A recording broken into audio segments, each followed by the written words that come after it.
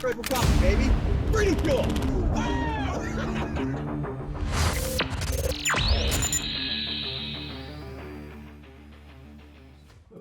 Yeah, right. Not always learning from our Yeah. mistakes. So You tell me when we're ready, big boy. John, good to have you, man. Evan, good to be here, man. So let's just kick it off. Let's just start in, like, Let's go. straight away, which is, so how much cartel penetration do you think there is in the United States at this point, as far as like violent crime? So try to narrow us in, bracket us into percentage of crime, number of people, type of influence, just like break down some data for me. Oh man, If you got it. I do because this has gone so much further than what we started fighting as game wardens, Right. on the environmental crime front, right? Specifically, tainted weed was a big California thing. It still is, and I'll just put it in perspective. Tainted weed, like what are you talking about? Toxically tainted cannabis at the cartels that pretty much control the black market of marijuana all over the country right now, not just the West Coast, but all this stuff is here, Eastern Seaboard, Southwest, East Coast. That's been going on for over 20, 25 years. So I could pause you there. Okay, and I've thought about this a little bit. There's a ton of states there where there's legalized marijuana. Yep. I find it hard to believe that you can't get weed from one state to the other, even in a non-legal state from a legalized state. Right. And then I've had to kind of scratch my head. Yeah. Why do cartels still import weed, and why is there still a black market need for weed in the United States, I guess? What is it? It's basically based on bad regulation. So one thing Hidden War, my second book, goes into is in California, right? We're like the weed state of the world. Yeah. California is known for good wine, as you know, right? And good weed. And good weed. What is up it, at like Emerald Humboldt Triangle. County or what? Humboldt? Yeah, Humboldt. Humboldt. There- Humboldt yeah. and Do they have a Siskiyou, town called Weed? They Is do. there? Okay, yeah. They that's do, right? yeah. In Siskiyou County. Yeah. I did a documentary work up there helping Jorge Ventura, a good young journalist with News Nation now, who's with Daily Caller. But anyway, we had no idea the depth of this, right? So we're going back to like 2004, I found my first grow site. And it was actually turned on to me by a buddy that I grew up with. It was like a fifth member of my sibling family that's now a wildlife biologist out of the Silicon Valley. And I'm a game warden, a patrol game warden, early in my career, 3 years on. Water's diverted. This creek that has migrating steelhead trout, they're all dead. Nothing's living, all this pristine wildlife in this creek in like April. Where was this at? This was in basically where the Silicon Valley of San Jose is, go about 30 miles south. Gilroy, known as the garlic capital of the world, Right. is I grew up right there in South Silicon Valley. So what people don't realize about the Silicon Valley, bro, is all over those foothills are some of the most diverse wildlife ever. Tule elk, pronghorn antelope, black-tailed deer, you know, you name it. But you I also didn't realize got, there was steelhead in the tributaries. yeah, down there. well, That's it's crazy, Evan. They migrate all the way up from the Pacific Ocean, coming up like Moss Landing, Santa Cruz. They migrate 10s, 20s, 30 miles inland, lay their eggs. They're so limited now, and then they go back out right after the spawn. Well, we were constantly protecting that when I was an early game warden in my early career, because those were getting impacted by urban development, guys poaching them. Yeah, right. And those fish were so rare, U.S. Fish and Wildlife Service had them valued at like $30,000 to $40,000 per fish. 30 to 40. Wow. Yeah, no shit. So that's, if you put a monetary value on what one steelhead fry that might survive or doesn't survive, that's how much those were valued. And that was like 10 plus years ago. So obviously they've been impacted more. We didn't know that the cartels were growing this weed on public and private land, that diverting the water from those creeks, and then bringing EPA banned toxic poisons that are banned to use in America at all. They're felonies to even possess.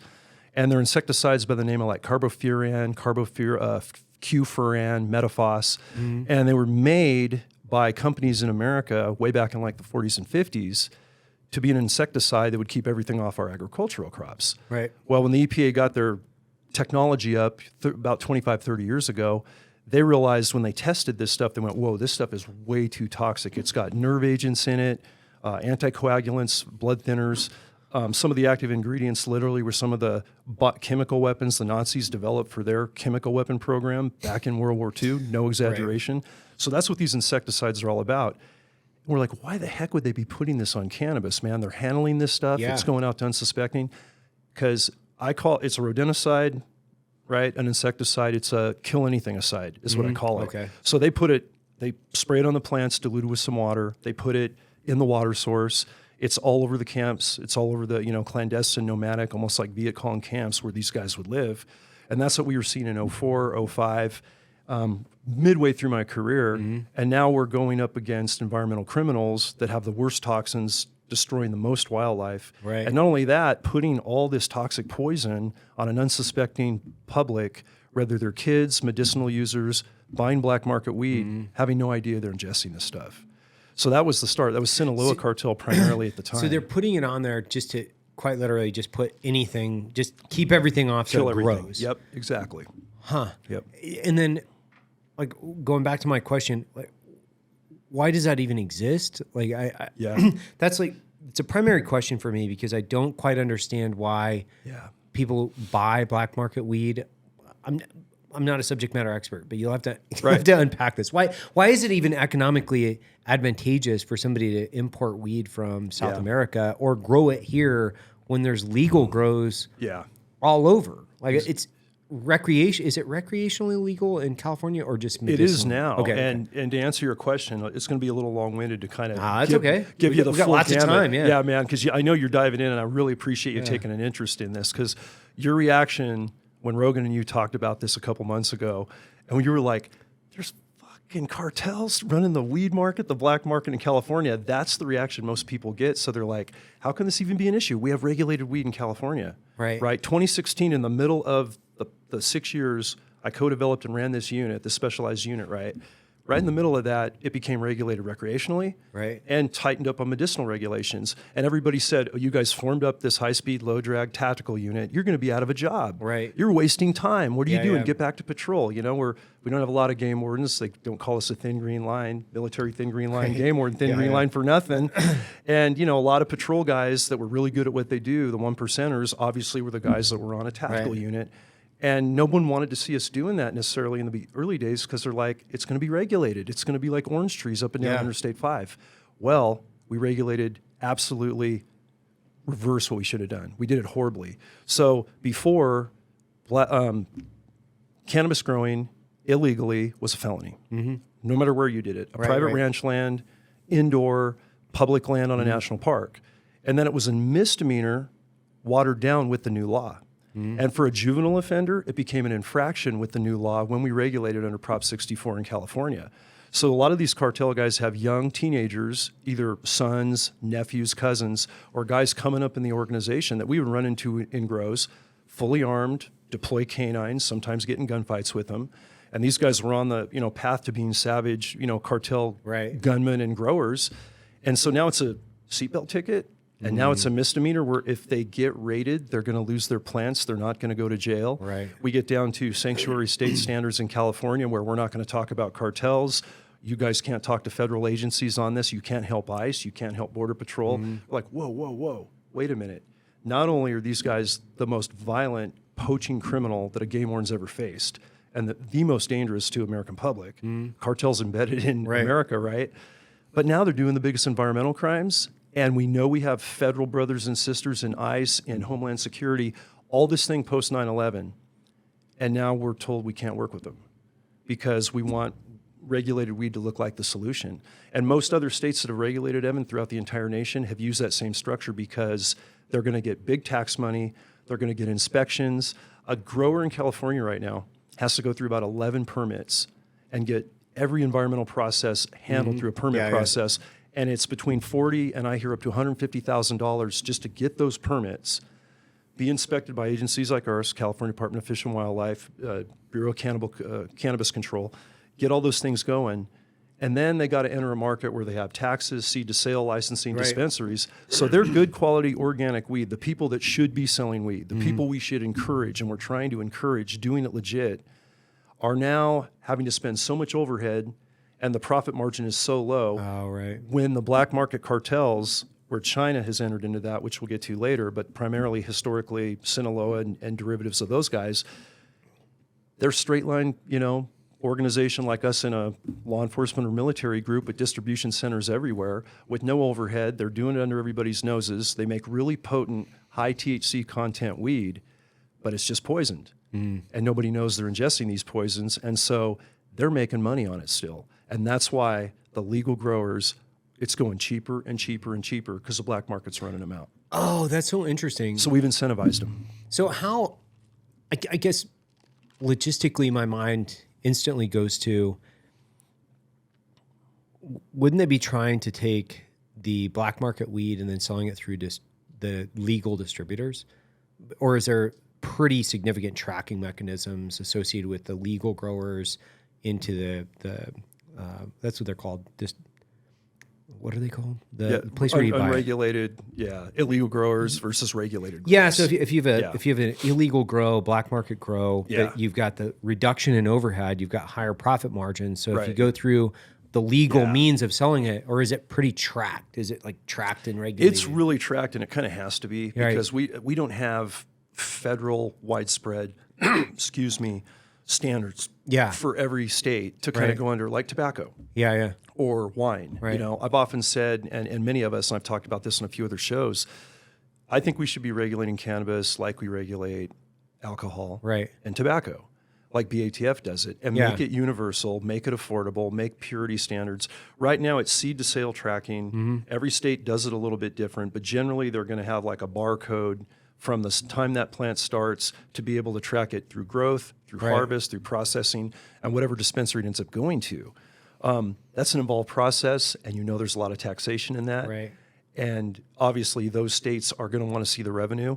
One thing we do see, the one positive thing we see out of Prop 64 is we've got money from all this taxation, all these permit fees, that helps fund the overtime for, say, the marijuana enforcement team, the tactical unit, the other 100 game wardens that are on private land, basically search warrant teams, and that's all they do. Right. They're doing search warrant after search warrant, hitting these private land grows, finding them to be illegal, taking out the plants, tying up officers, having to reclamate if they can the environmental damages. So we're seeing that money, but we're not stopping the black market. We're exploding it. So something universal nationally, brother, would be really a good way to do it, I think, where you literally would, I don't think you'd completely eliminate it, but there aren't too many cartels trafficking in cigarettes right now. Right. You know what I mean? That was my first question, which was, okay, so how do you directly track, I would say, parallel products that are also addictive consumables, which would be alcohol and tobacco?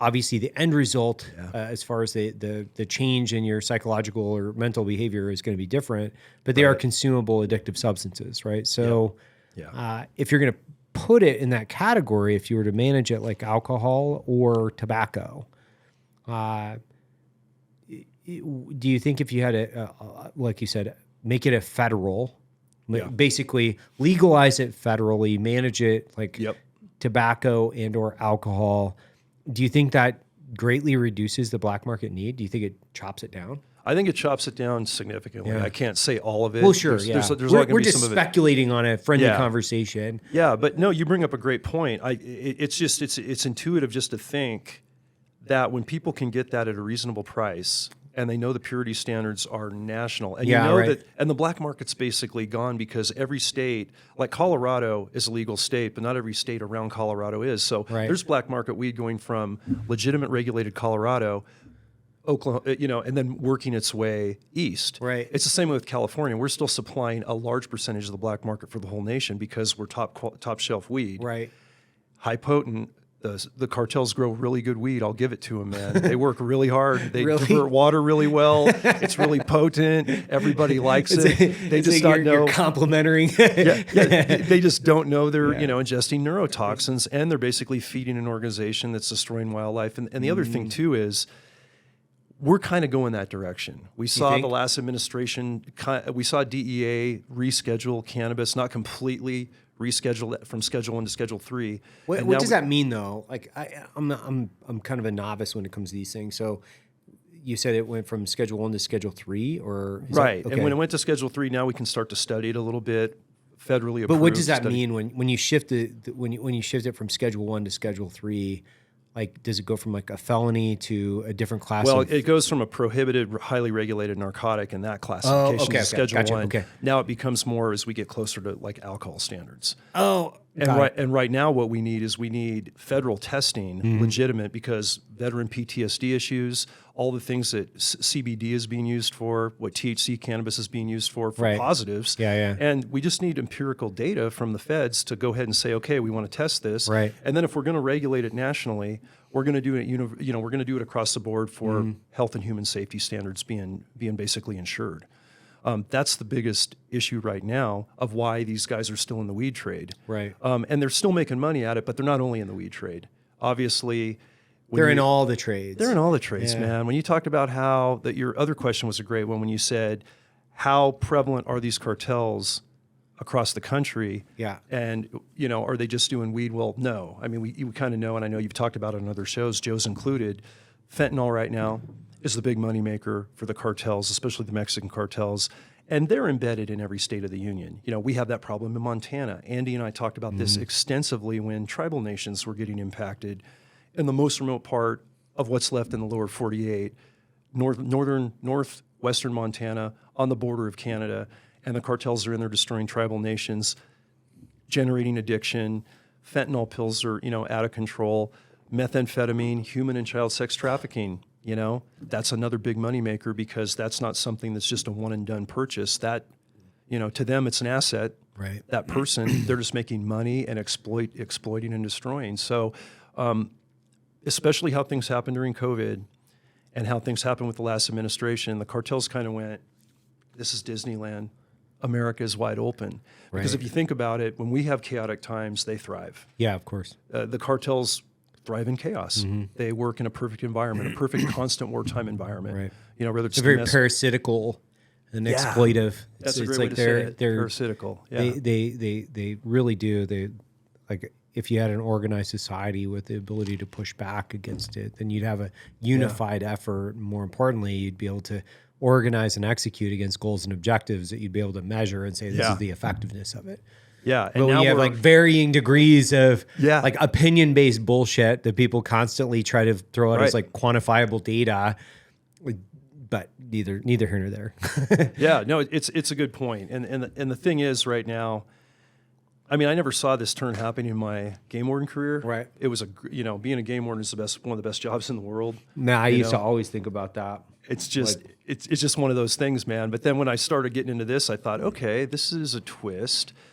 This is the biggest evil I think we have in America, and we're fighting this in our own country. So the need to declare war on the cartels, which is such a big issue right now, and obviously Trump and the new administration said we're going to go after them, and we need to go after them. And what I've been pushing, I mean, for a decade is one of the top 5 priorities in our country is dealing with the cartels in our own borders. Right. Right? I know we got proxy wars. I know we have all these agendas, money-making things going on. We need to handle this now. And we didn't call the latest book Hidden War for nothing. I call it Hidden War because it's still hidden to so many people. Nobody really knows the depth. I mean, even getting you on board and getting that awareness, I'm like, right on. Evan's talking about it, man. This is freaking cool.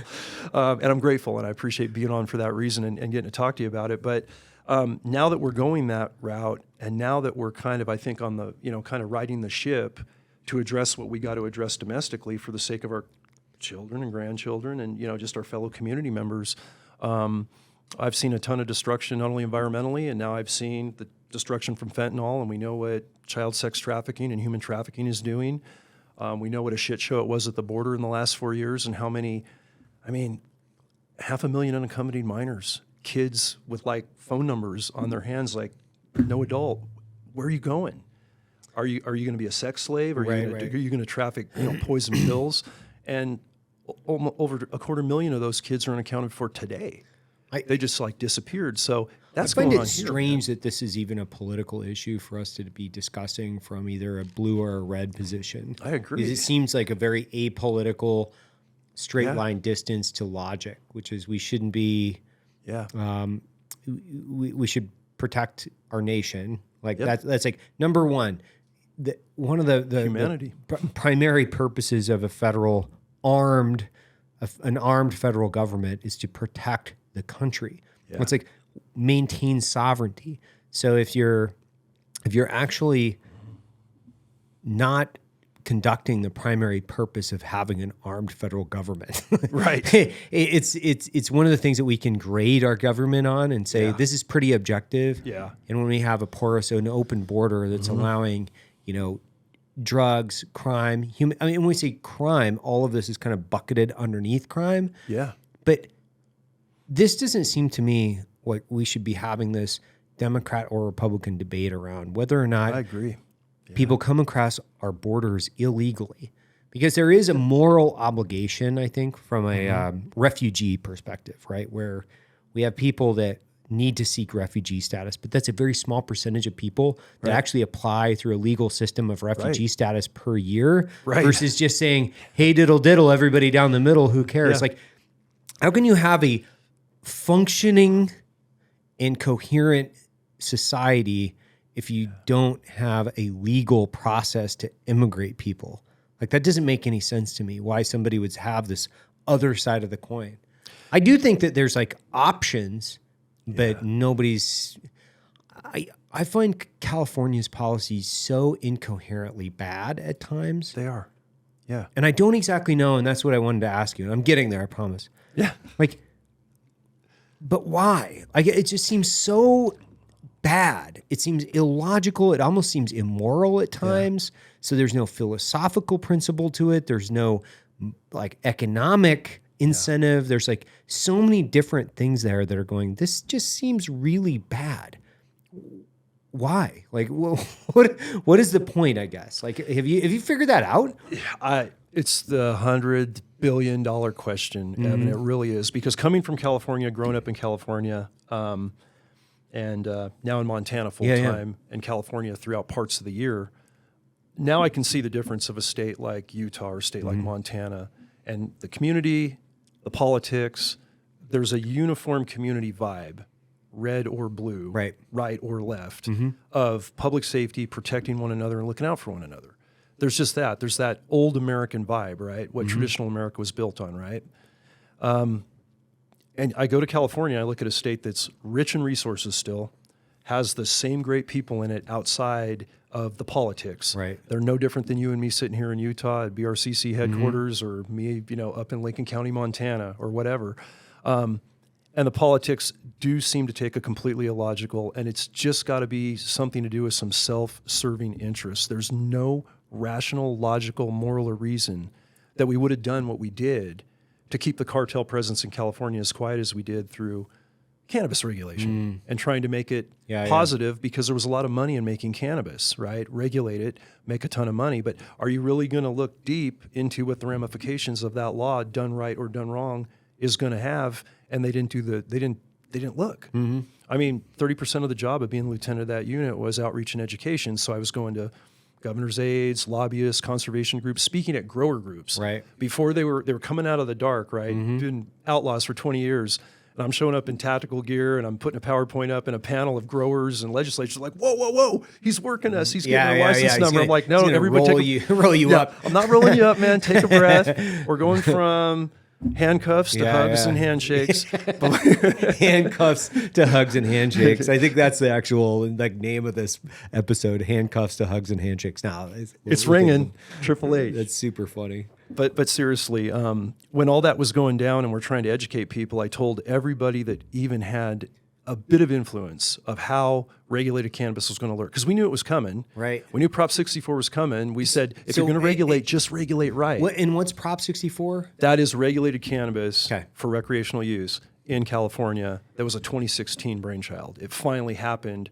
Medicinal, under Prop 215 for 20 years, it was a real loose regulation for medicinal growing and distribution. It was widely abused. It was sold on the black market, individually across state lines.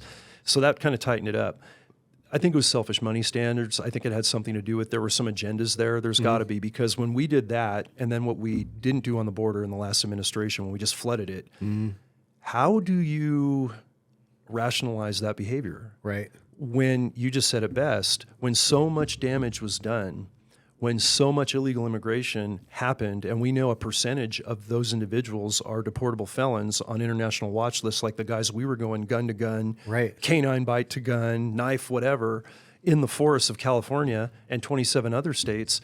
When you look at that, it's not like you need to be a rocket scientist to know that's going to happen. It was already not, I mean, there were border protections in place and there was more coming before the change in in 2020, right?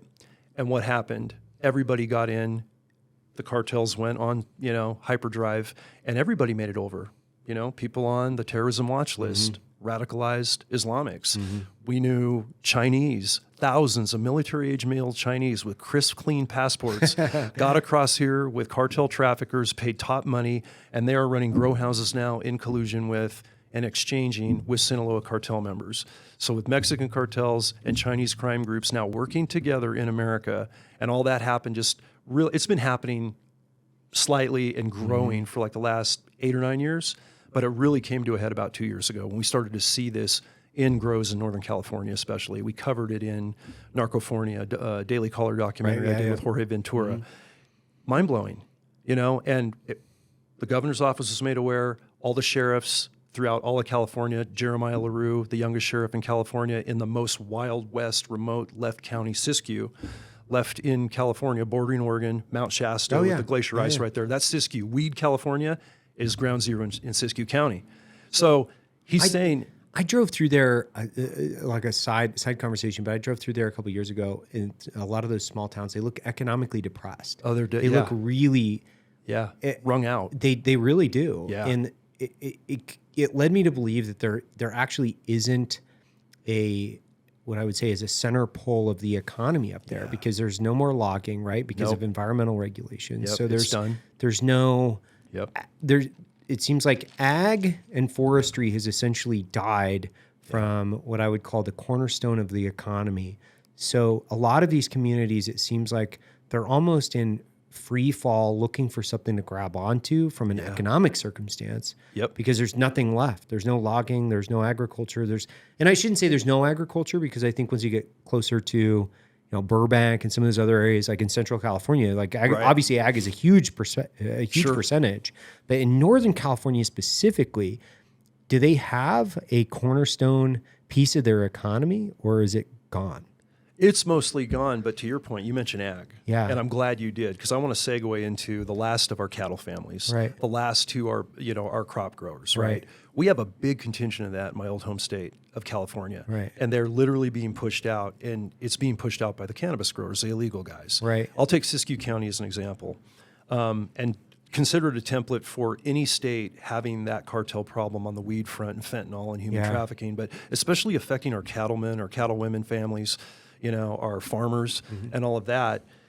When so much water starts getting depleted from the underground aquifer, with the illegal wells going on private land, not just diverting creeks, we literally in Siskiyou County, Evan, I kid you not, we interviewed farmers that were on water rationing because of the biggest drought we had in California. The 2 largest droughts were in the last 10 years in my old home state. In the middle of that, everyone that is a citizen, a rancher, whether you live in San Jose, California, or you live in Siskiyou County on the Oregon border in the Wild West, we were on basically statewide water rationing levels because of the drought. Yet, because of these illegal cannabis growers not paying any attention, illegal wells, water diversions, their own derricks, they were taking so much water from underground that these ranchers couldn't water their crops. They couldn't even feed their livestock.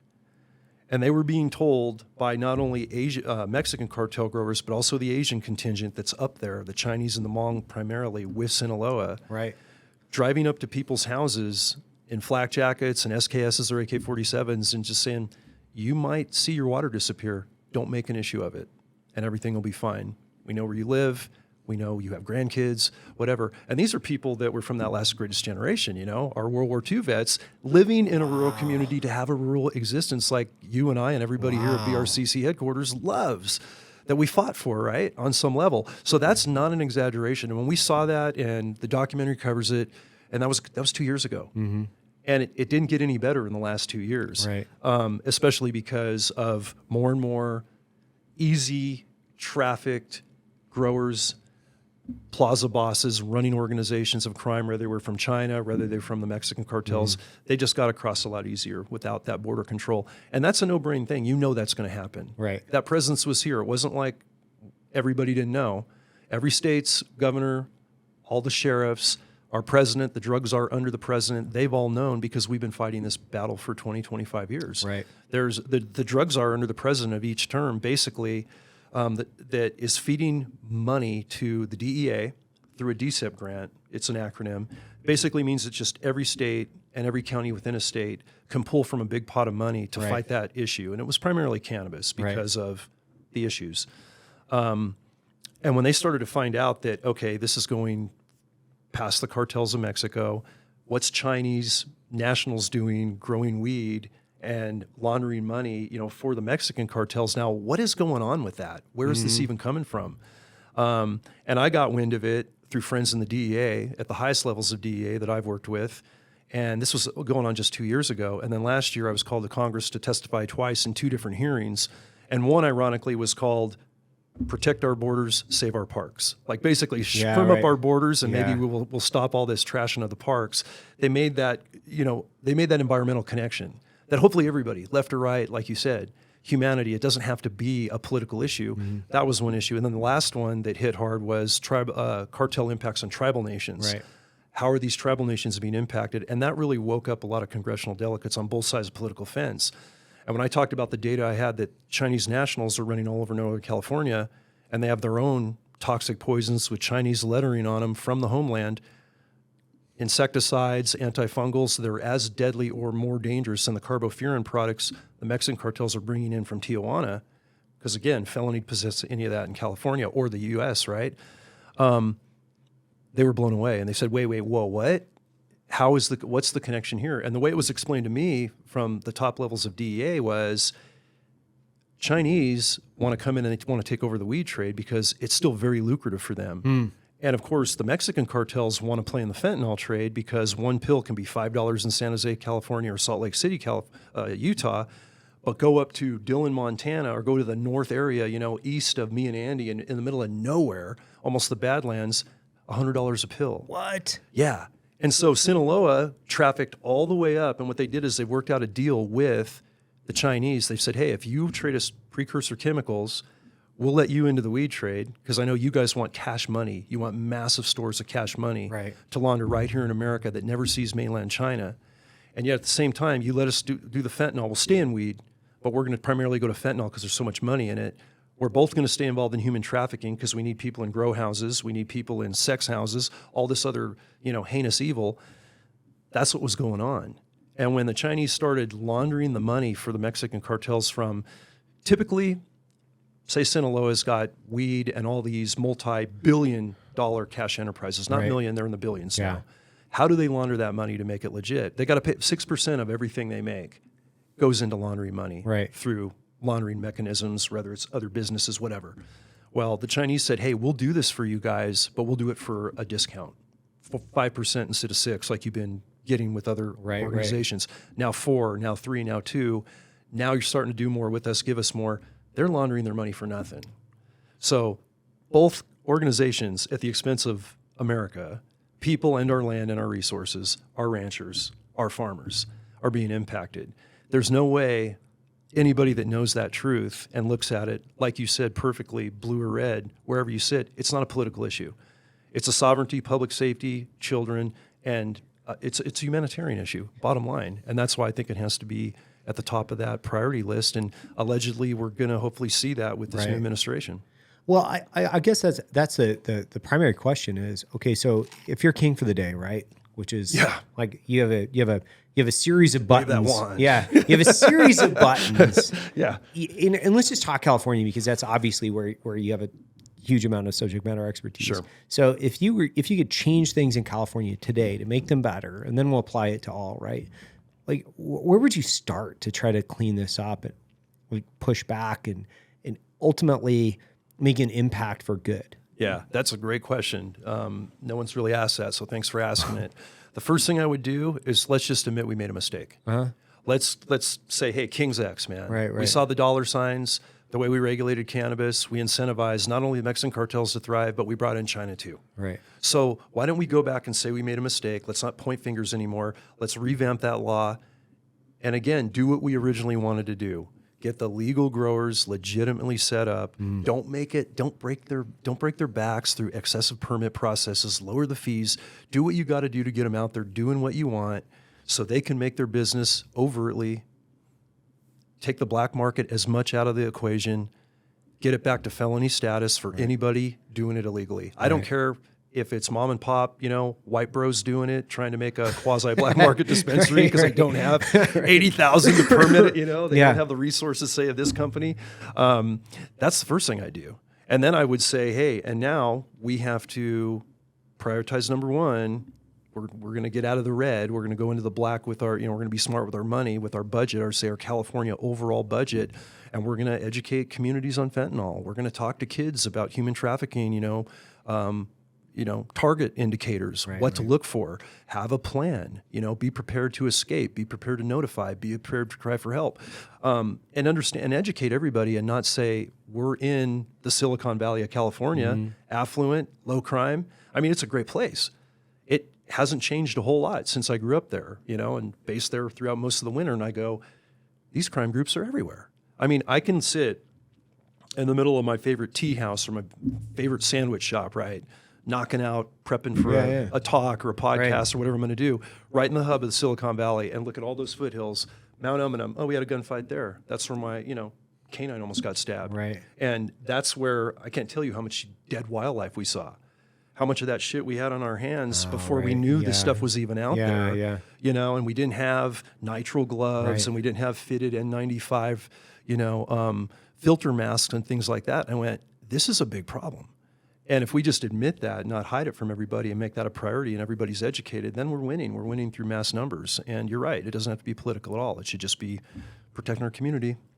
I mean, we got the greatest nation on the earth, and God knows we're blessed here. I've been all over the world like you have, and I sure like America, man. And let's keep it whole if we can. Yeah, it seems like a fairly, when I say it's a fairly simple but yet complex problem to solve, because to your point, one, you first have to admit that you have a problem, and then step two is, okay, identifying the problem, how do we go to the solve? Yeah. And I'm not saying like it's just as easy as writing out a simple algebra equation, but like identifying the fact, okay, this is illegal activity, and then all illegal activity, for the most part, we'll say that a huge majority of illegal activity is economically incentivized. So if we just understand the economics associated with this, and then say, how do we de-incentivize the economic activity around this? And then we go to work tackling that problem first, because you're going to have to A/B test some solutions. That's the problem that I have with legislation. Is when you're testing, and that's what happens, is they jump to what I would call the conclusion, and they're saying, this is what we need to do because this is the right thing to do. And this is going to work. In all reality, what they need to say is, we're going to try this for a limited amount of time. We're gonna address this based on clear goals and objectives.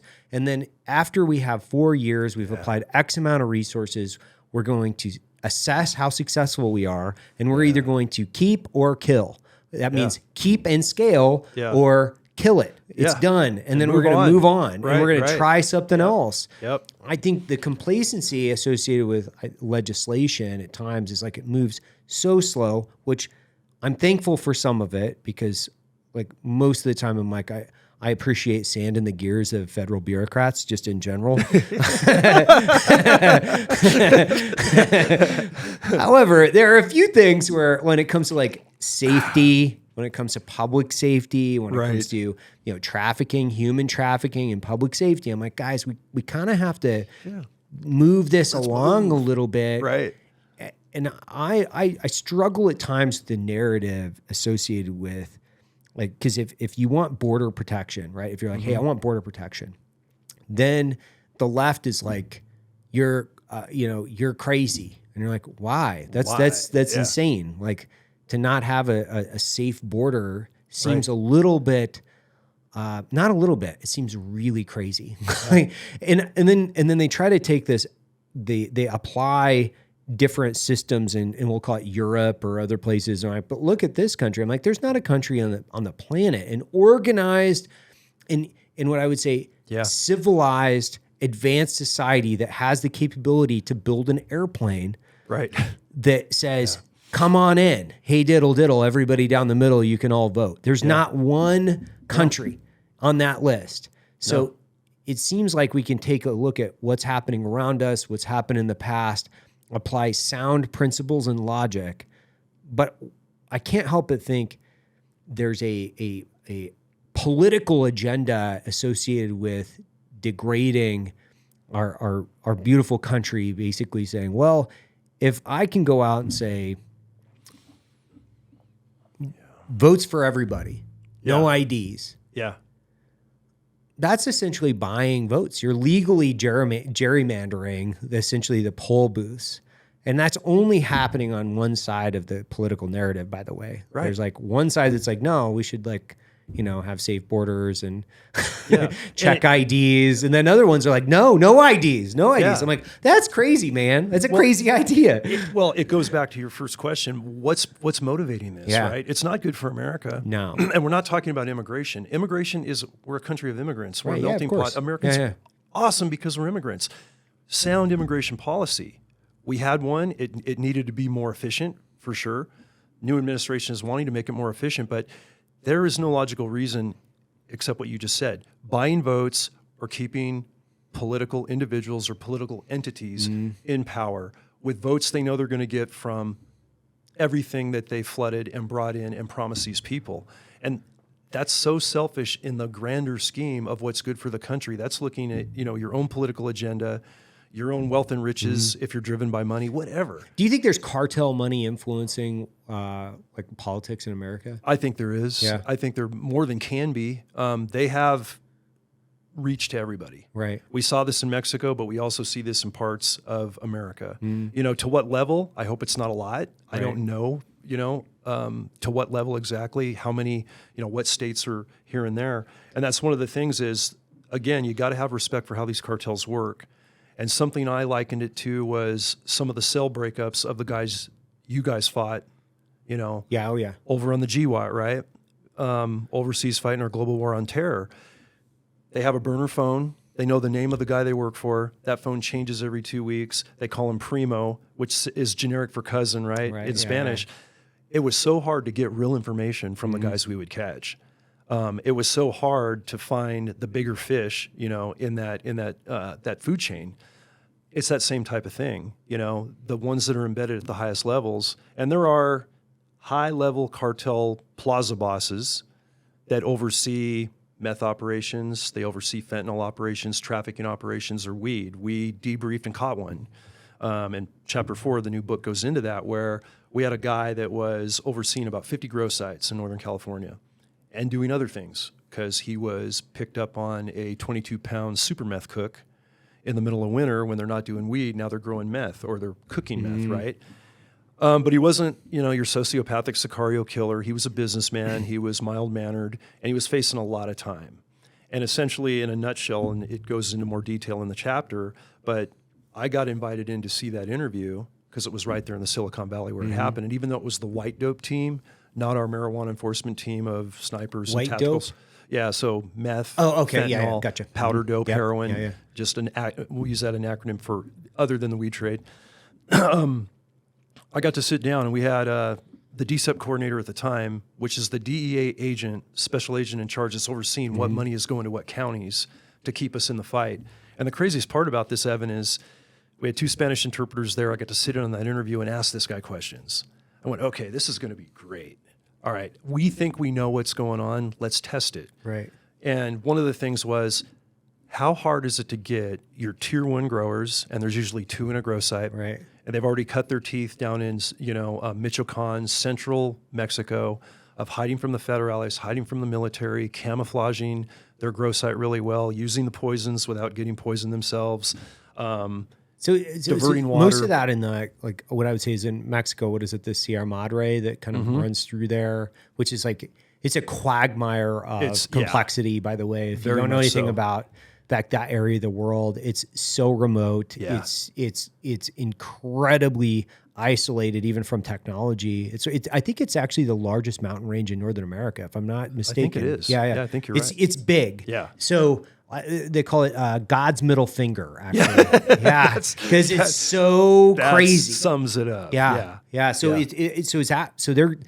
they're starting their evolution in this business by being growers in Mexico somewhere. I'm assuming that's what you're referencing. Exactly. And then once they've cut their teeth, then they can establish their creds, basically build Exactly. their resume, Yep. and then they come to the States. Yep. Oh, okay. Yeah. Now you're hitting it in the Yeah. head. Now they're like journeymen, right? Right. Like a journeyman electrician. Yeah. Now he's he's got the card. He can go anywhere.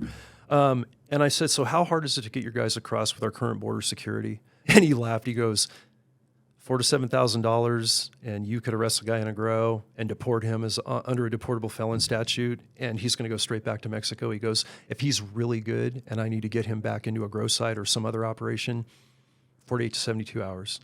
It'll cost us $4,000 to $7,000. And I go, well, what do you guys even think of the border? He goes, that's not California. That's Mexico North. We don't ever agree that was ever America. That border's a speed bump. That was right when we were starting to increase border protection, right when the start of the wall was going up. Right, yeah. The raw, the steels were right there. That was just starting to get laid out. Right after retirement operationally, I was down there doing an out-ad hunt, working with my long-range company, Altera Arms, and ethics of long-range hunting. But we were on the unprotected border down there in Calendaria with Texas. And, the Rio Grande was like a creek. It was not this river that anyone had any trouble getting across.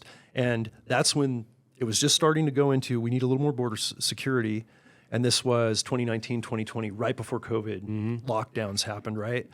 And I could not believe how much trafficking we saw on the beautiful 50,000-acre ranch we were hunting in Texas. We're chasing, mature trophy-size out-ad rams with our outfitter crew. And meanwhile, we got 20 traffickers hiding in caves, bringing big 100-pound bags of weed. They had meth, getting run down by Border Patrol on quads. And then a Border Patrol helicopter comes in. I'm like, film that. I'm going to talk to that agent when he lands. Because we trip a sensor, right? Up top. Yeah. I've got a big 300 PRC in the backpack. And he's like, these are gunmen, man. What are Sicarios doing on the Texas ranch? So he's flying sorties. He landed, turned out to be, he's mentioned in the book anonymously. Great pilot. He had been running the other side of the ranch. But the thing you'll appreciate about this story is when he landed, I introduced myself. We knew of each other through channels, but what a weird way to meet. When he's pursuing a potential gun runner, a cartel guy in a group, and we're just good hunters on the ranch. So we start having this conversation. He goes, look, I can't talk about it, but you can. We read the book. We're starting to see your little stats out of California. Let me tell you about Little Alpine County, Texas. What's going on right here, what we can't talk about. And the numbers were crazy. So why can't they talk about it? Like, they weren't, with everything changing with the administration, they just were not being vocal about it. You know, did they feel like they would be targeted if they did say something, and it would maybe be a little perceived bit, as like but more importantly, I think issue that they're trying to politicize it. Yep. And then essentially there would be repercussions for speaking out against something. Yeah, absolutely, and it would. They don't want, they want to make sure that what's going on the border is lessened in severity. I mean, that was the message, right? For the last 4.5 years or whatever it's been, and sadly, that's what this pilot was dealing with. And when he told me those numbers, I went, that doesn't surprise me. That's just this part of Texas. That's kind of the gateway for the Southwest, and Arizona, New Mexico, all of it. And then, of course, we're at the San Diego border, where California is. So we have the weed thing going and everything else. So that was the first of me really seeing firsthand after working, the West Coast. Yeah, right. Now I'm on the border actually working the border. Now I'm quasi-civilian, but quasi-documentarian too with my film series. And I'm going, okay, this is massive. And what's interesting is I will tell, because it's relevant to the story, one Trump story. Because in 2016 at SHOT Show, I met the Trumps at a private function and got this issue in front of them right when Don Sr. was about to start the campaign trail, SHOT Show late January. Yeah. And Jason Harrison from KUU, we were doing a lot of work with KUU with a potential tactical line, with some development group guys. Our Met team was tasked with him. He's out of California. He got wind of this through my first book at his showroom when I was buying stuff for a mountain goat hunt because I needed good gear in 2013, 14, right when the team started. And he goes, whoa, cartels? His reaction was like yours. It was like, no fucking way. They're in our forests, destroying our wildlife. Big hunter. Right, that's his whole thing. Yeah. Athletic, mountain hunter, extreme level. You're talking about Junior, right? Yeah. Jason Harrison. Harrison and Don Jr. They're like Junior loves to hunt. Yeah, and Junior and Jason were Yeah, really they're tight. really quick. So Yeah. at SHOT Show, basically Jason brought me, a SEAL Team 1 buddy, and there were like 60 of us from the tactical, conservation, 2A Right. community to a private function to meet and greet. And the biggest thing was just to get me in front of them, to either get them a book, get them some DVDs, and tell a quick story. Right. And I was still operational. It was fine.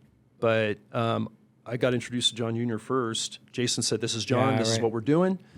And this is what's going on. Tell me your story. And I gave him like a 5-minute blurb. And he just like, eyes huge. He looked at me, looked at Jason, and he goes, dude, John's a game warden in the Silicon Valley. And they're fighting flipping cartels and getting in gunfights. What's with these poisons and wildlife's being destroyed? How the heck do me and my dad not know about this? Right, right. And Jason basically said, that's exactly why you got to hear this story from him, man. It's hidden. It's being buried. Well, one thing they did do well when he miraculously won that election, or so that, the public was like, he won, Yeah. whatever. Yeah. The thing that was so cool, though, is he jumped right on it. He put his money where his mouth was after that talk. And A.G. Sessions, who's the first attorney general, he directed him and he said, look, I know the U.S. Attorney's Office isn't doing much with weed cases. You're going after trafficking. Yeah, you're going after white dope, fentanyl, and this was just starting. He said, but there's a much bigger issue environmentally, and you can tackle these guys and work them harder, and I want to put some money toward it.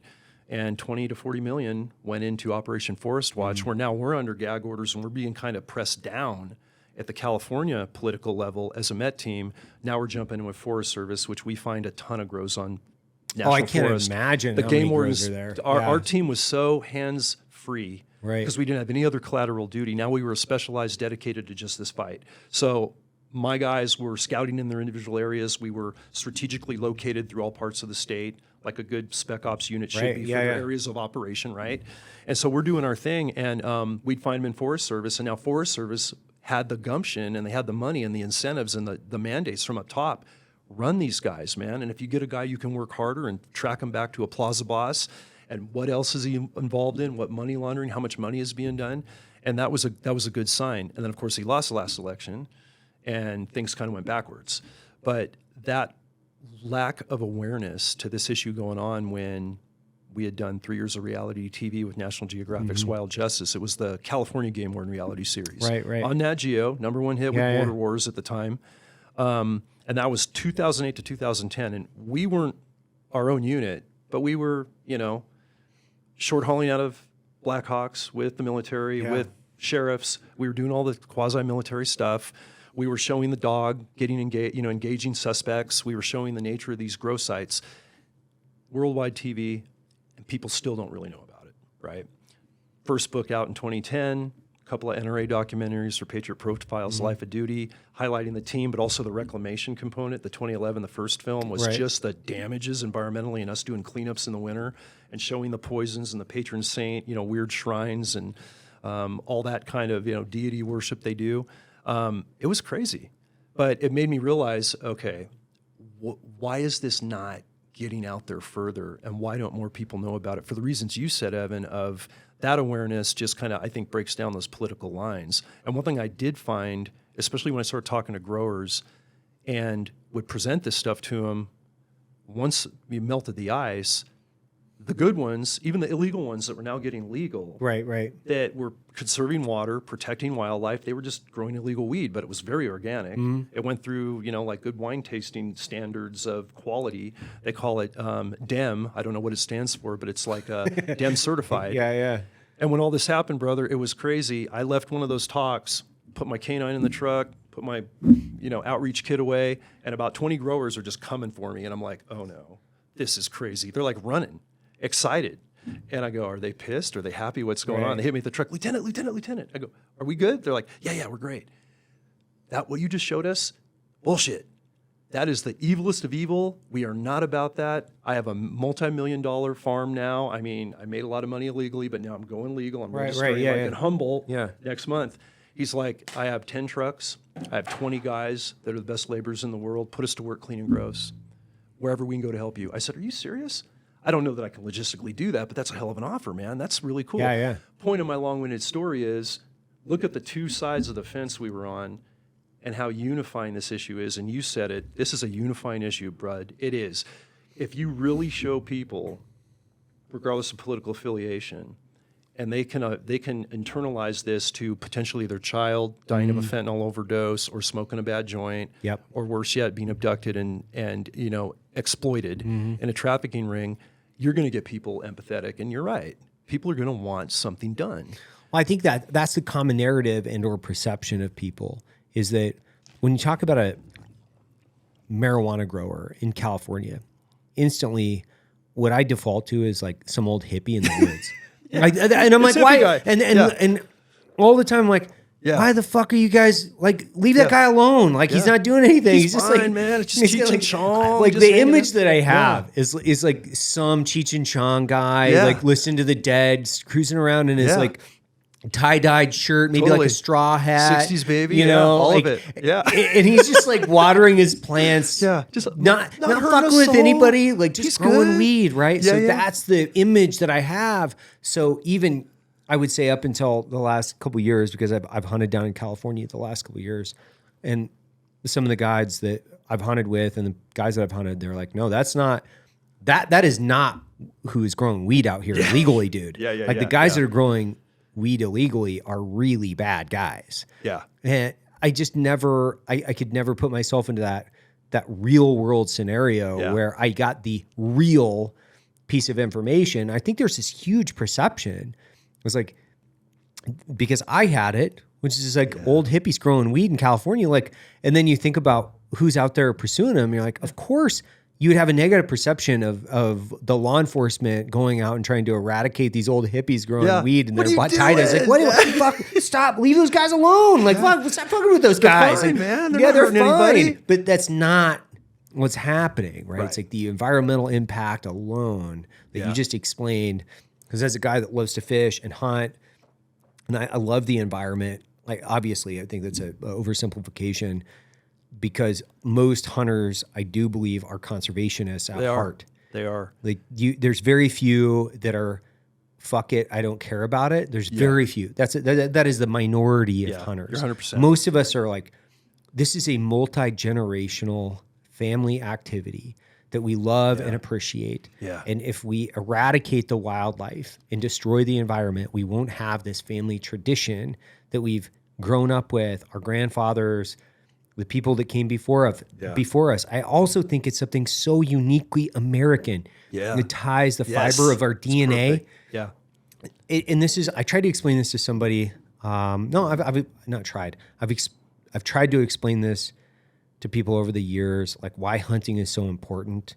And one of the things I keep coming back to is, as people immigrated here, we'll call it like in the, we'll just say the large scale big immigration from Europe Yeah. to the United States.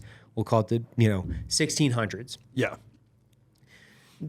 where they're immigrating from. The kings, the royalty actually owned everything. They owned the wildlife. Yep. So if you went out and hunted, that was actually their property. Yeah. You were taking their animals. You were taking their animals. Yeah. So a lot of the hunting actually didn't start until they came here. Right. And this was a natural confluence between the Native Americans here in the United States that we know of now, which is North American, the North American Indian tribes, and the European immigrants. They taught a lot of the European immigrants like how to hunt, how to actually feed their families. And this is the first time they had individual sovereignty where they could actually go out, feed their families, grow their own food, and they were stepping out from underneath the yoke of royalty, and they could take charge of their lives. Validating, man, like, for the human condition. this is such an American, uniquely American activity, where if you go to Europe and you hunt in Europe, it's really locked down. Royalty It's like primarily, or outfitters. Yeah. I've been. it's for the ultra wealthy, right? It's for Yeah. the we'll call it the aristocracy, Right. And in America, that's just not the case. It's actually a blend of what I would say is the entire economic spectrum in America.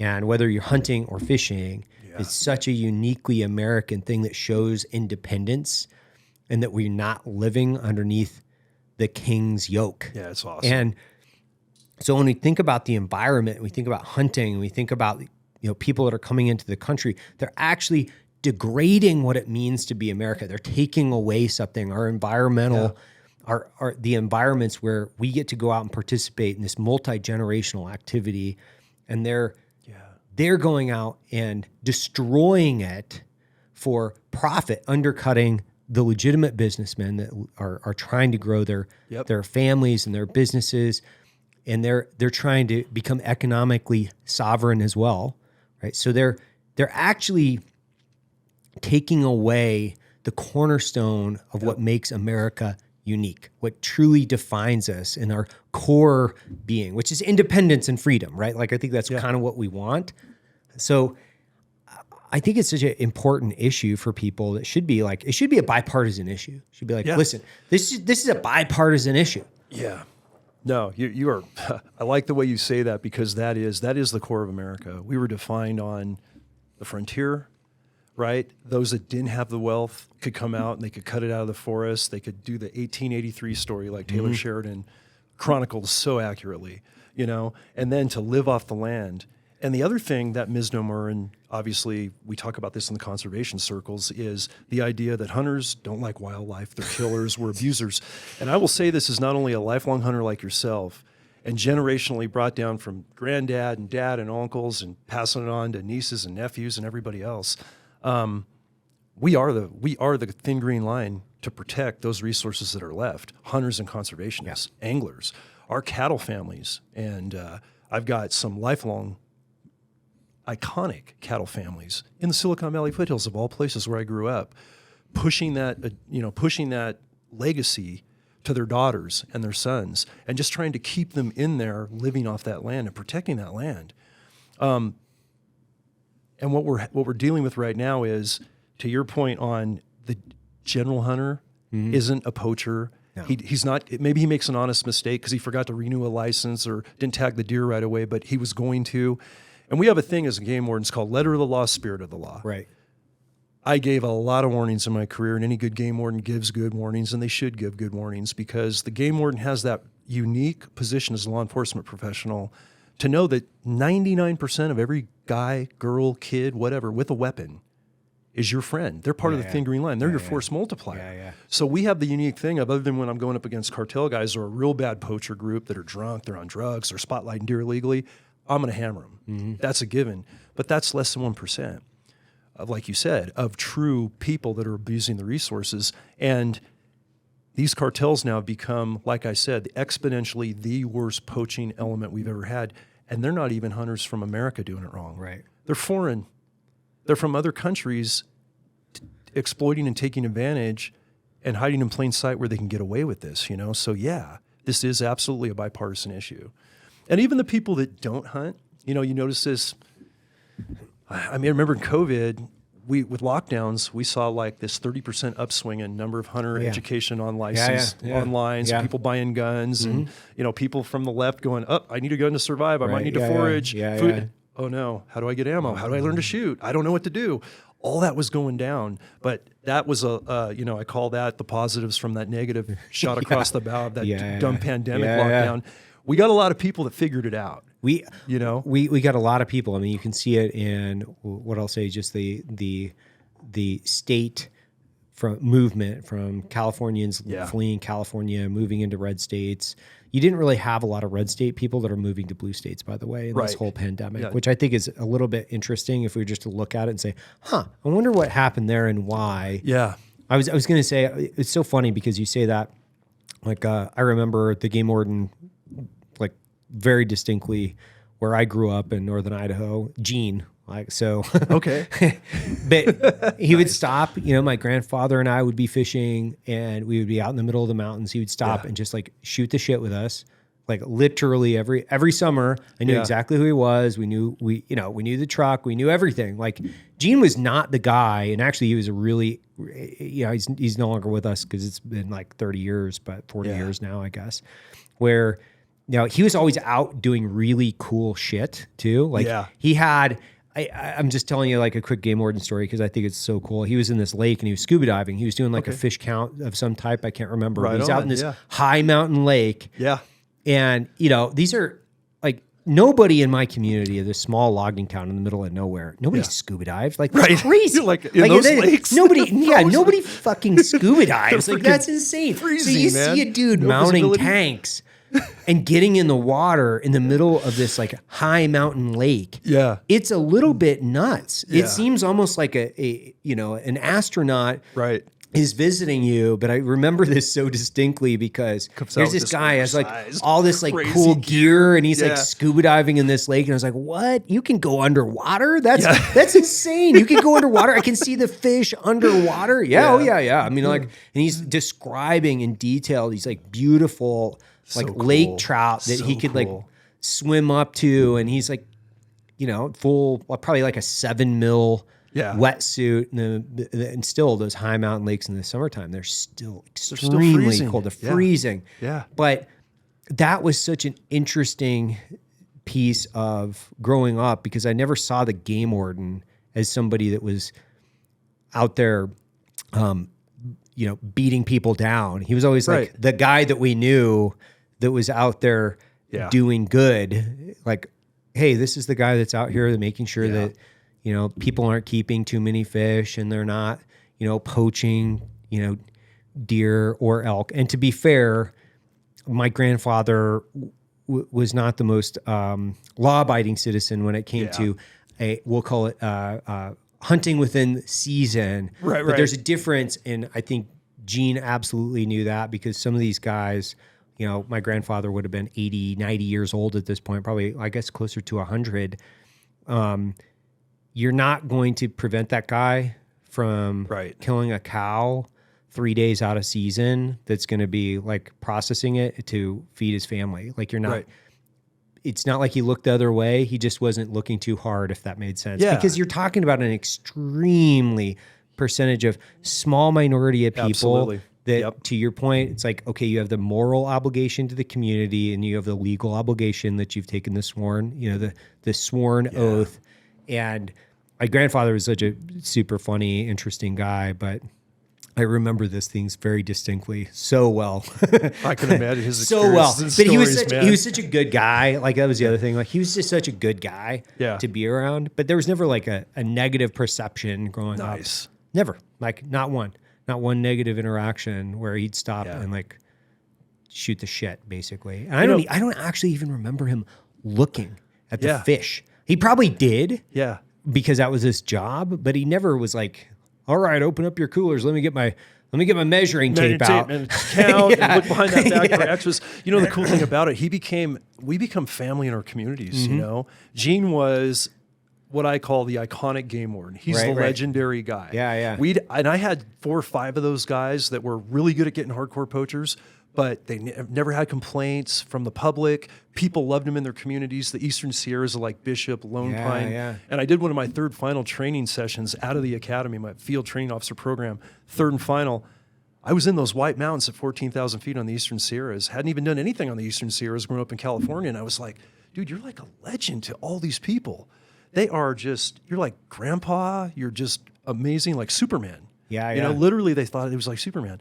And I said, that's the game warden I want to aspire to be, because I want as many friends and family in my community that can turn me on to the real bad guys. And that's what it becomes. You become a massive community member. And, Gene was that guy. He was that guy. And your granddad having that whole connection. That's like losing family the member. derogatory terms that I've grown up with in sense of like, growing up in a logging family, right? It's like the Forest Service 1811s, the special agents, pine pigs. Pine pigs. And it's so funny because, getting older, and then my cousin was a smoke jumper for like a decade plus. Yeah, my so uncle's he smoke jumper too. He grew up in like the Forest Service, right? So it's like there are multiple tracks in that area of the world, like professional development tracks, like logging, something in the logging industry. Yep. And then a lot of people went into Forest Service, right? That's what they did because that's where you grew up. That's the cornerstone of the economy. Lincoln County was still got, select timber harvest, and that's the only thing holding little Lincoln County. That's one of those, industries, like you said, Idaho, where you're from. I think that's, last of what's some of the best parts of America left is that Idaho, Wyoming, Montana kind of belt, And what a cool job. Like, by the way, what a fucking cool job. It is. Like when you're job is to be completely immersed into the wilderness environment. It's beyond a blessing, man. Right? It is. And my dad and granddad had a saying. They said, "The woods are my church," and they find their most strength, most spiritual connection, most one-on-one with sons, grandsons, each other, And my dad's now passed a month before we started that team in 2013. So super proud to know it was coming. And I'm telling him toward the end, "Hey man, we just had our first training. I got handpicked guys." He's like, "Oh, this is great. You've been waiting for this for like 15 years. I go, "Yeah."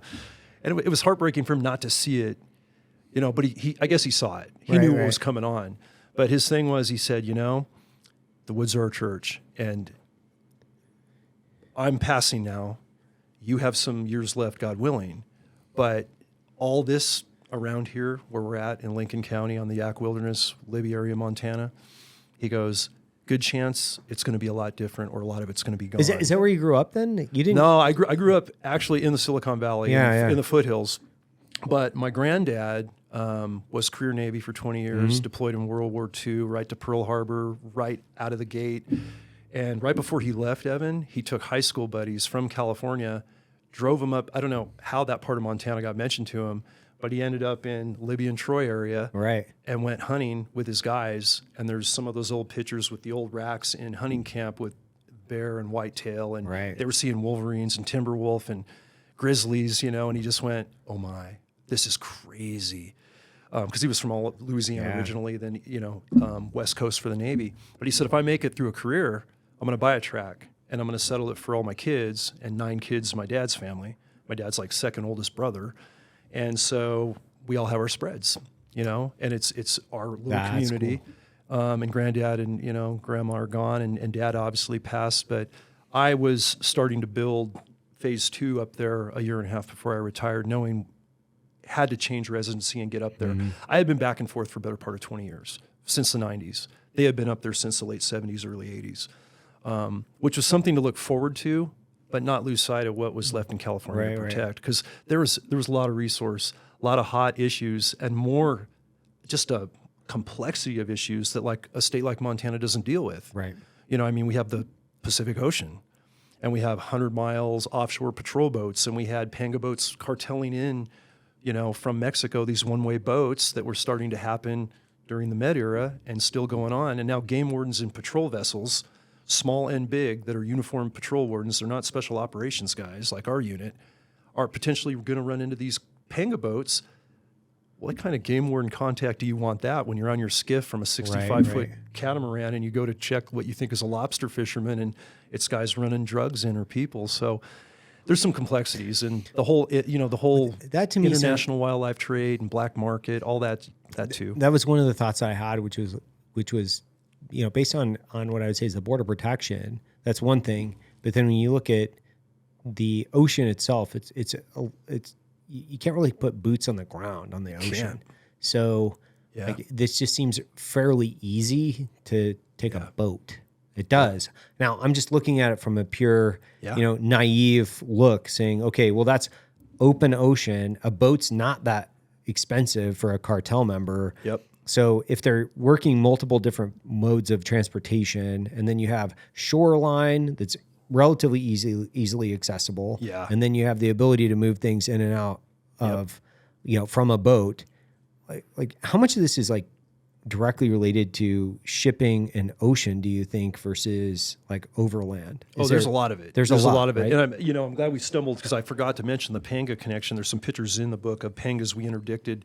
And look, we got to talk about what those are. And they're basically like a $250,000 to $500,000 specifically built, purpose-built boat that's open hull, maybe 25 to 30 feet long, really deep hull, so it can hold a whole lot of processed weed, vats of chemicals, meth, whatever, processed, painted to look like the water, a couple of high dollar, or maybe 4 high dollar 4-stroke Honda motors, let's say, a couple of operators. They got some weapons, they got a GPS, they have waypoints, and they leave, what they're calling the Gulf of America now, Gulf of Mexico, right?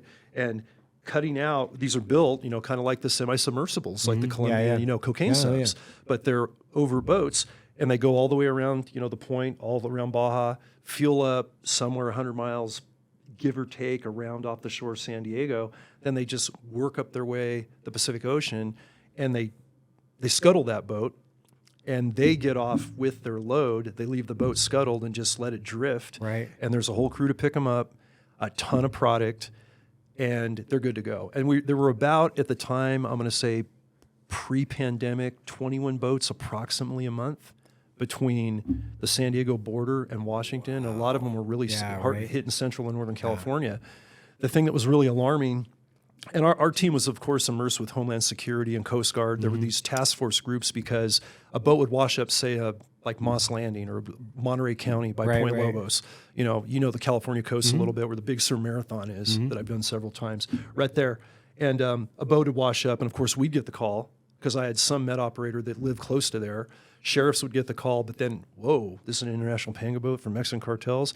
HSI, all those other federal agencies would get involved. And then we started to get the intel circles of, to your point, how much these guys are three-pronging it. You know, they're getting across the border through tunnels or sneaking across with trafficking. They're doing stuff internally, like growing weed once they're embedded, or cooking meth embedded, and they're hitting it from the shore via the ocean, going waterborne. So, and then there was a change that was crazy, and I started to see a shift when pandemic lockdown started and the new administration just kind of left the border alone, right? And the border became flooded. Now we're seeing panga boats, but they don't have weed on them, and they don't have fentanyl, and they don't have meth. They have like 20 life jackets just left. Wow. They're bringing people in. So, I mean, from an operator standpoint, in your background in Special Forces, that's like a red alert to me, and I'm sure you see where I'm going with this. They didn't need to use these boats to bring product in because the border was wide open. Yeah, right. Right? Yeah. So why are they still spending the money to take that boat all the way around, rough seas, refuel it, they had to be bringing really high value people within their organization that might have been compromised cutting across or might not have made it through a tunnel crossing. They had to be for them to put that much money in. So I started thinking of terrorist threats. I started thinking of embedded agents within America, you know, and then it gets to the question that connected us that was so crazy of what does it mean to declare this war on these cartels, to what you and I are talking about it being so important in America, of stopping them, and what happens if we start involving military assets like Tier 1 groups. Right. And my question is, let's talk about that from your expertise and subject matter expertise and what I've done on the domestic front, compare notes on that, because a lot of people made it through, man. And there's a lot of people here embedded, and we have a lot of people living down in Mexico, yet we still have the capability. And did I just see the latest U.S. Marine Special Forces, maybe the MARSOC guys, have been greenlit to go down and train the Mexican Marines? Last couple of days that came out. Not engage with them, right, but start to work with them, kind of like, well, SF, when you guys were training. They've done that. Like the Zetas, right? They've done that for quite a while, right? So, yeah, that went on for a while. Like the 7th Group specifically was assigned with Colombia, and then, you know, obviously with the rise of narco-terrorism, and then obviously the narcos just in general, let's say in the 70s and 80s, and then like I'm somewhat familiar with it just because I've watched, you know, the Netflix series that is like, you know, Narcos or whatever, right? But like what I am intimately familiar with is like these JSATs, which is basically a joint exchange for training in some of these other nations, where you go down, you train their host national force, and then that becomes a force multiplier. I think the big thing with those is they sound good on paper, right? But they can also be basically a means in order to train some of the most sophisticated operators in South America, and then some of those guys go to the highest bidder. Yeah. And then if the cartels have completely penetrated the organizations, what they're doing is they're just using this as a means in order to train their best operators with the most current TTPs, tactics. And so when you think about the training component and the force multiplication, I think you actually have to do like a pre-screen, which they do typically, and then you have to put guys through a host of other trainings, which is the School of America has actually got a really big black eye because you had all these different guys to include Emmanuel Noriega, who was also trained in the School of Americas. You had this direct exchange for training between a lot of the governments in South America, and it basically was used as a mechanism to install dictators, military dictators for us, which, by the way, once again, you got to run these tests, and then you have to check, look at the goals and objectives, look at your minimum success criteria, and then you have to keep or kill, right? Like that's kind of the thing. Yeah. But the government isn't really good at killing things. That's the thing that they're not good at. Meaning, when I say this, they're not good at like just saying we should stop doing this. Like we need to stop funding this. We need to reassess our very critical success criteria and then tackle the issue again and look at it objectively. Once you've funded something, it's really difficult to start to rip the funding out unless you have guys like Elon Musk that are going around with Doge, like just by freaking the way, everybody out, just freaking everybody out, like big time. But this is what happens. I think the pendulum has to swing because, and gosh, thank God we thank God we live in a state where we can correct the record with votes. Like that's amazing. Because it's like to see it actually happen and see it happen in our lifetime. We've never seen. I was shocked that this would happen this fast. Oh my gosh! And what the last figure I saw on the whole Doge of money that they've cut, $95 billion. Yeah, which is it's kind of a drop in the bucket, right? It is, but they can only do so much. Yeah, because they've already said yes to the budget. So that's the other thing. Is like they've already said yes to the budget. They can't actually go back and correct the budget. So the only time that they can do anything is by executive order right now, is like going in, cutting different things. And then once we do new budget, which is going to be into year 2, that's really when the record starts to get corrected as far as the overall expenses. It'll be interesting to see what happens. But by the way, I don't have like a sophisticated understanding as to what needs to happen. Like I think a lot of people on the podcast are like, well, tell me what needs to happen. I'm like, dude, I don't fucking know. I sell coffee. Like, I mean, I sell caffeinated brown water. Like, I don't have a lot of answers other than like I have opinions, and sometimes those opinions are complete bullshit, by the way. So. Well, the other thing, Evan, I think people just want to know a common sense answer because there's so little common sense in government spending, and we've seen this with the last just everything we've been discussing on policy, and I like you, I like to stay out of the politics as much as possible, and there's these bipartisan issues, but just the common sense approach, I think that what is that? That's a Mark Twain quote, right? Common sense is uncommon. And I think for me, I look at things like when you talk about a tier 1 unit and or special operations assets utilized in this war, really what I'm talking about is like you have to prioritize the problem. Right. And if you prioritize the problem, and you think about it, once again, I keep coming back to this, when you think about it objectively and look at the data associated with it. It's solid though. And you can go to work trying to solve it. And if you don't ever prioritize the problem, if you just let it kind of languish in chaos, it never actually gets better. It's just oftentimes gets worse. Yeah. And what I've heard the counter narratives out there is like, well, you can't do that because you're just going to make things worse. I'm like, well, not prioritizing the problem doesn't seem to be making things better. So what's the legitimate other option? And it doesn't have to be binary in the sense of like there's right and there's wrong.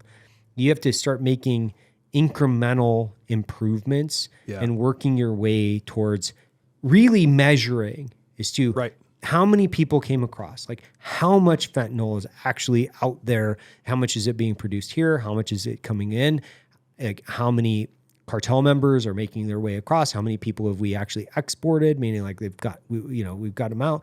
Like you have actual data points that you could go to work saying, let's take these as key performance indicators.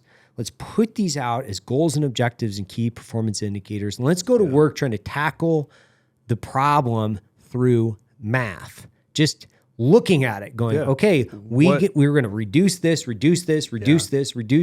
How much are we spending associated with this? Where do we go get the money?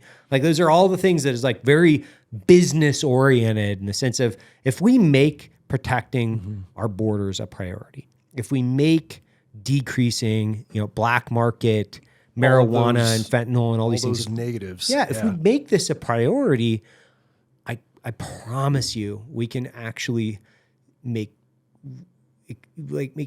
very significant headway in improving our life circumstance. And so I think where I came across on some of these, and I've actually had more time to think about it, is what I'm really talking about is is tackling the problem just as significantly as we took, like, we got to fight them over there instead of fighting them here. Well, I have a laundry list of debates as to how strategically that was implemented and like whether or not we did the right thing or the wrong thing, like, which is a totally separate conversation. Sure. But there is zero deviation in the statement of we completely disrupted and eradicated huge portions of terrorist networks. Without There's a doubt. Zero debate in it. Yeah, it was done. It was done. It was accomplished. Yes. Without a doubt. And we, not only our country, but the world is better in many places because of it. Problem persists. But to your point, again, I think you're spot on, is get those numbers and know that we can do it domestically. Right. And when we're talking about the tier 1 groups having to go into Mexico because that's been, now we're going to green light and, run our SEAL teams in Delta and, SF's going in. Well, maybe limited strikes if it's feasible because there's a mass production center down there we can't get to. But it seems to me like there's at least some cooperation, with that administration on the south of the border. I think so. And I think they would be foolish not to. Yeah. Because we have to. If we do, and this is one thing I do know about this country, if we define it as a priority, there should be cooperation from our neighboring states, or Absolutely. this is just going to be it's just going to be a really bad ride for them, and it will only make things very close. Worse. Yeah. And when you're taking unilateral technology and like stacks of aircraft, and that was the one thing I was like referencing, which is like, guys, when you go out, you have like stacks of assets, like stacks. Yeah. It's the highest technology. It is the most the advanced logistics. set of like listening capabilities with tracking capabilities integrated into, like, you're talking about burner phones and like guys texting here and there. It's like, if we really wanted to unravel that thing, we could read it all. Yeah, we can in find all the country. dollars. We can find all we can find it all, and we can map it out because we have the technology today to do that. Yeah. They would go completely, just like Al Qaeda and some of these other organizations, specifically in Central Asia and Afghanistan. They were going handwritten notes and or word of mouth because they couldn't use any technology. Yeah, they were just fearful of anything electronic, right? Yeah. So if you take away their means in order to communicate electronically, you've actually slowed the logistics. You've decreased their capacity to iterate and then execute on a fairly advanced scale, probably 100-fold. You've taken it down to 1, meaning if you can only move based on word of mouth in written notes, man, that becomes a way more complex. I'm a little problem crippled with that. Yeah. It cripples their logistics and planning efforts. I'm not running that hard and that fast anymore. So if you trim that all the way down, that becomes way more difficult problem for those guys to execute. It also becomes more expensive. Right. So now that's where the carrot, right? It's like, okay, where's the economic carrot in the incentivization? So with that, if you're looking at how do we take away the economic incentive or decrease it so they don't have such a high probability of recruiting people into the profession in itself, it takes a while, but I'm just like spitballing. I don't know. That's spot on. And again, if we were just finally saying, at least publicly, we'll see what happens, that this is a priority now. And at least the hidden war's out. It's a little less hidden, and we're getting the word out a little bit, and people are concerned. So we got to take some aggressive action. I think so. I think that was the one thing that I wanted to talk to is like, so when you wrote this book and you're sitting down, so kind of give us the once over the world is like, what is the reader going to find in there? Because I'll be open with you guys. I have not read it yet. We're just having this conversation around, this is like on my bookshelf. It is in the queue. I will give you a positive, I will positively say I will give you a book review as soon as I'm done. Oh, no, man. Yeah. Not that you have like a big coffee company and a bunch of veteran things to do worldwide. Read it tomorrow. No. I wrote the first book in 2010. It was published then while I was with the agency called War in the Woods. Met the group from Recoil, Blade, Recoil Off-Grid, and Gun Digest to do a book on this. Caribou is the book side. Great publishing company because they're obviously very patriotic and they're very knowledgeable. Right. They didn't know this extent of the issue, so they were very outraged. We're based in Wisconsin, where our publishing office is. So this is Hidden War. This is now the second edition that has been updated since the latest administration change, COVID, border protection changing. Jack Carr, our mutual friend, wrote the foreword for this one. He was outraged. He didn't know the extent of it. Big conservationist. We had a lot of talks on both of our podcasts about it. But what it covers is a lot of backstory of why we got to where we were as game wardens to suddenly dive in and take on this threat more professionally, more aggressively, and as a priority. Right. To everything you just said now, we've been in 6 officer-involved shootings, gunfights. The first one was in 2005 in the foothills of Los Gatos, which is an affluent wooded community of the Silicon Valley overlooking Meta headquarters and Cisco. Really? Oh, yeah.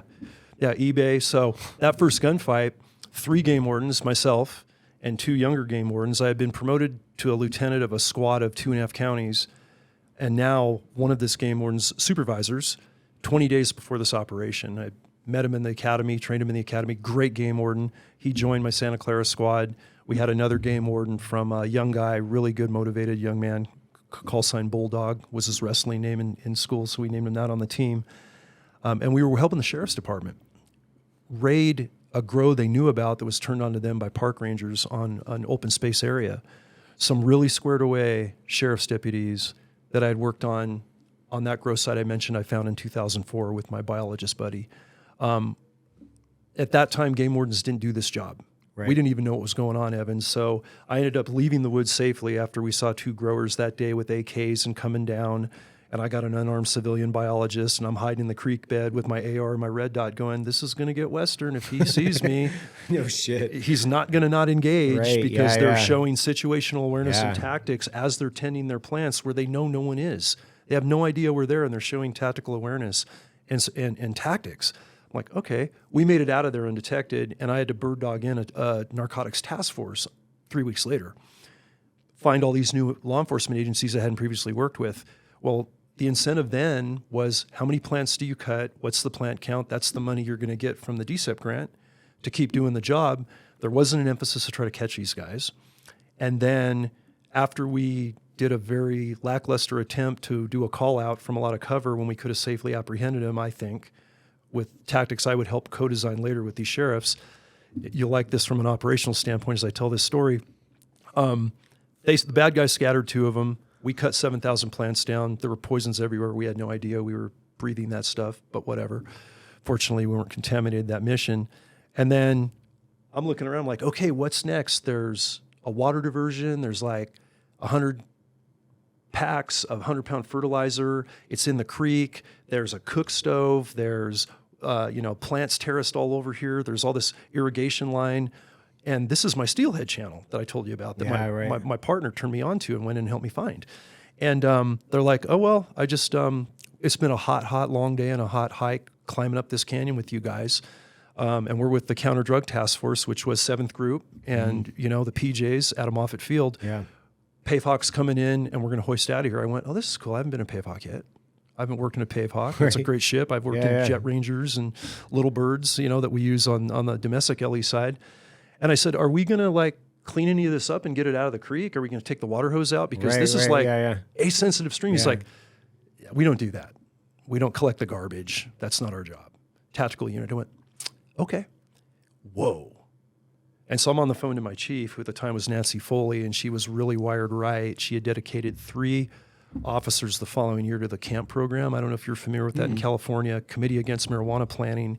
Department of Justice would have a hodgepodge of agencies donated to them, given a helicopter, a ground crew, and funds from that DCEP grant I just mentioned of several $100,000s a year, maybe more, to go hit all these public land grows with a strike team. And I said, hey, this is what we just did. She's like, what's in there? I said, I'll send you pictures. And she said, game wardens need to be involved in this because of the environmental damage. This is bullshit, okay? And you guys are tactically sound. You're all in good shape. You hunt and fish and crawl around in the woods like you guys on the SF front. Come from hunting and fishing backgrounds. We're comfortable in that environment. Right. So I knew we needed a team, and on August 5th of 2005, here I was with my 2 young game wardens and 3 sheriff's deputies that were all snipers on their full-time SWAT team. Great shots, all hunters, and several of us hadn't worked together yet. And as we're going up, clearing that site on that August morning, we got through one tunnel into a small weed farm, And you know those days being a hunter, brother, when you go into an area and your spider senses just go off. Something doesn't feel right. It doesn't taste right. Way too quiet. There's not a bird chirping. Either they're all dead from what we're about to have seen, but I just knew you could feel somebody ahead of us. Couldn't see anything. We had pocket binoculars. I'd pull up my small ones, scan carefully, didn't see anything. Went through another barrier, and what they'll do is they'll make like little tripwires of manzanita, and they'll make like little, you got to unlatch the door through a tunnel to get into a grow very carefully. And it takes many minutes to do it because you're going to make noise and alert them. Right. They have the cans hanging. They have the booby trap. They had some Vietnam era punji pits we would find with the carbofuran on the spears underground instead of fecal matter like the Viet Cong were doing. They were literally using, and so my dad and other relatives that either served then or deployed in Vietnam, they're like, you're like on the Ho Chi Minh Trail in the Silicon Valley, LJ, what is going on? No bullshit. So we went in and one shot rang out as we were on a skirmish line to clear, and we're in 6-foot marijuana plants, manzanita. We're on a gradual uphill, almost level, and one shot went off.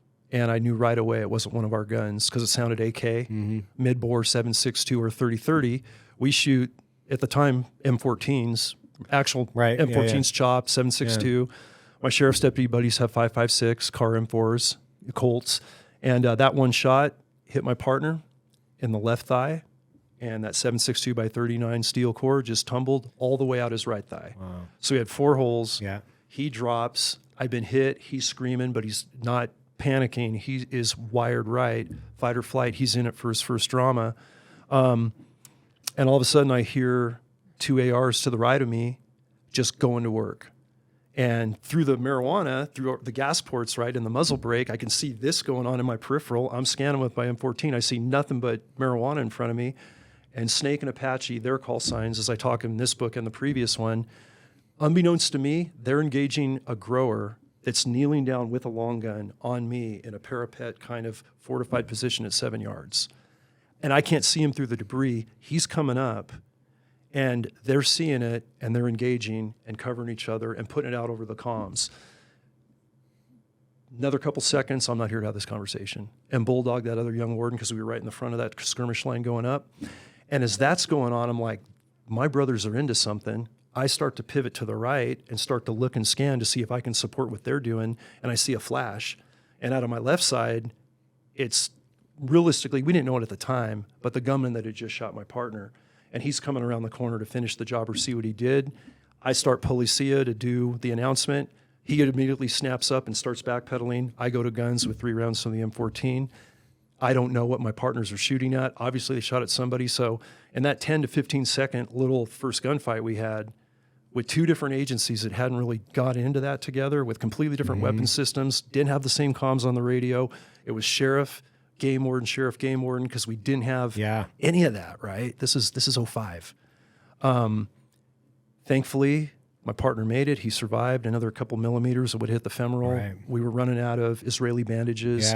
Quick clot was a thing you guys were using over in the sandbox. We didn't have that yet. We didn't have advanced trauma medicine. The Met team we would build would have the latest and greatest from Delta level medics, from SF, PJs. We put as much tactics and advancements and training into our medical trauma med as we did with our fighting skills and weapons and snipers and advanced canines, just simply because of that gunfight. Right. He survived by the good graces, but that was the first time any law enforcement officer in America, much less just California, had ever been actually shot at and hit by a cartel grower when no one knew about the cartels, and he happened to be a game warden. So you can imagine what California administration was saying. What are game wardens doing being drug cops? DEA, what are you guys doing? You almost got that guy killed. Well, our chief, Nancy, and our director at the time, Ryan Broderick, who's a lifelong friend, bless that man, he came from the game warden to be the director under the governor, and he pushed back and said, those game wardens were trained to do that. They were helping a major environmental crime issue that no one's aware of, and they want more. We don't want to pull them out of it. We were almost taken out of that fight, but Nancy and Ryan kept us in. So we learned a lot from that. So fast forward, multiple gunfights, up to about 5. And then the 6th and final one I was involved in with my team and our canine handler, just over the hill, Santa Cruz side of Sierra Azul open space, where we had the very aggressive cartel cell that hurt my partner, almost killed him. Now we had a real aggro one on the other side where we came out on top, and we took 3 dogs to that fight. And that was after Prop 64 had just landed. It was 2017, a year after cannabis regulation. So the sheriffs wouldn't help us in that county.